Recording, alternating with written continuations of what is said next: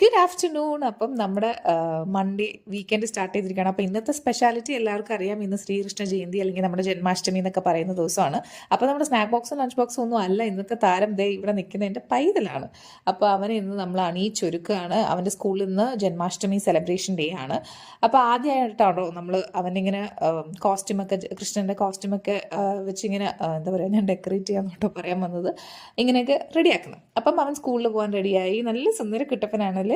അപ്പോൾ എന്തായാലും അവൻ പോയി. അത് കഴിഞ്ഞ് ലഞ്ച് ബോക്സിലേക്ക് വരുവാണെങ്കിൽ നമ്മുടെ മട്ടാരി ചോറ്, മാങ്ങാച്ചാറ് കണ്ടപ്പോൾ കാര്യം മനസ്സിലായെങ്കിൽ ഞാൻ ഇപ്പം വ്യക്തമാക്കി തരാം. അത് തന്നെ നമ്മുടെ പുളിശ്ശേരിയാണ് ഗൈസ്. മൺഡേ തന്നെ പുളിശ്ശേരി വെച്ച് നമുക്ക് സ്റ്റാർട്ട് ചെയ്യാം.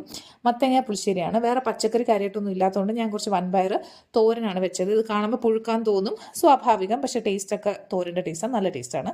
പിന്നെ മുട്ട വറുത്ത് വെച്ചു. വേണ്ടായിരുന്നു എന്ന് എനിക്ക് പിന്നെ തോന്നി, ജന്മാഷ്ടമി ഇല്ല, പിന്നെ പോട്ടെ സാരമില്ല. കുക്കീസും വെച്ചു. അപ്പോൾ രണ്ടുപേരും ലഞ്ചും സ്നാക്കും ഒക്കെ പാക്ക് ചെയ്തു. എൻ്റെ ശ്രീകൃഷ്ണൻ തിരിച്ചു എത്തി.